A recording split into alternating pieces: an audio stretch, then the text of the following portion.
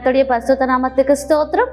இன்றைய மெய்வார்த்தை நிகழ்ச்சியில் உங்கள் காண்பதில் மிகவும் மகிழ்ச்சி அடைகிறேன். இன்றைய மெய்வார்த்தை ஆதியாகமம் 24:60. ரெபெக்காளை வாழ்த்தி, எங்கள் சகோதரியே நீ கோடாய் கோடியாய் பெருகுவாயாக. இன்றைய காலைவேளையில் பார்த்தீர்கள் என்றால் கூட நான் உங்களை வாழ்த்துவதாக உங்களுக்கு ஒரு வாழ்த்துதல் செய்தியை கொண்டு வந்திருக்கிறேன். இந்த வாழ்த்துதல் ஒரு மனுஷருடைய வாழ்த்துதலாக இருக்கிறது. ஆனால் அந்த வாழ்த்துதல் கர்த்தர் தருகிற வாழ்த்துதல்.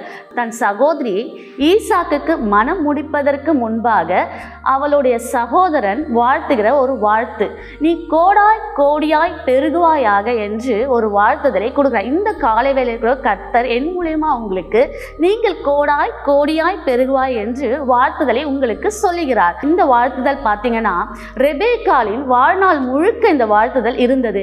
ஏனென்றால் ரெபெக்காளின் கணவர் ஈசாக்கு திருமணத்திற்கு பிறகு விதை விதைத்தான். அது 100-60 பெருக செய்தது. இன்று கூட பார்த்தீங்கன்னா நம்ம விவசாயம், நம்ம தேசத்துல, இந்திய தேசத்துல விவசாயம் நமக்கு ஒரு முதுகெலும்பா இருக்கிறது. அது பார்த்தீங்கன்னா நம்ம அந்த விவசாயத்தை நம்ம விதை விதைக்கும் போது அது நமக்கு தெரியாது, அது எவ்வளோ பெருகும் என்று தெரியாது. நம்ம விதை நிறைய விதைச்சிரும், கொஞ்சம் விளைச்சலாய் தரும். ஆனால் கர்த்தர் வாழ்த்தின வாழ்த்துதல் பார்த்தீங்கன்னா நம்ம விதை விதைத்தது 100-60 பெருகி இருக்கிறது. அதே போலதான் உங்கள் வாழ்க்கையில உங்களுக்கு கூட கர்த்தர் சொல்கிற வார்த்தை, நீங்கள் எதில் குறைவா இருந்தாலும் உங்களை 100 மடங்காய் பெருக செய்வார். ஒரு சிறிய ஜெபம் செய்வோமா? கர்த்தாவே உமக்கு ஸ்தோத்திரம் ஆண்டவரே. ஏசப்பா, கர்த்தாவே ஏசப்பா, ஈசாக்கு அன்று விதை விதைத்தால் 100 மடங்காய் பெருகிற்று என்று நாங்கள் காண்கிறோம்.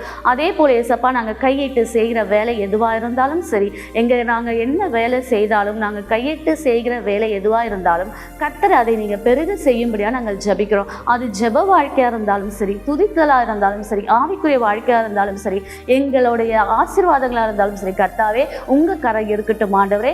நீங்கள் எங்களை வாழ்த்திய கிருபைக்காக உமக்கு நன்றி செலுத்துகிறோம். கர்த்தராக இயேசு கிறிஸ்து நாமத்தால ஜெபிக்கிறேன் ஜீவனுள்ள நல்ல பிதாவே, ஆமென். பயப்படாதிருங்கள், கலங்காதிருங்கள், கர்த்தர் உங்களை நேசிக்கிறார். கர்த்தருடைய பரிசுத்த நாமத்துக்கு ஸ்தோத்திரம் உண்டாவதாக. ஆமென். அருமையான சகோதர சகோதரிகளே, நீங்கள் இந்த மெய் வார்த்தை செய்திகளை தினந்தோறும் கேட்டு அதன் மூலமாய் ஆசீர்வதிக்கப்படுகிறீர்கள் என்பதை கர்த்தருக்குள் நான் விசுவாசிக்கிறேன். நீங்கள் பெற்ற நன்மைகளை எங்களுக்கு தெரிவிக்க மறவாதிருங்கள்.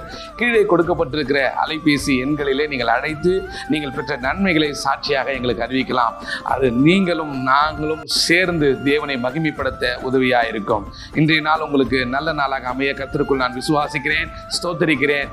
God bless you.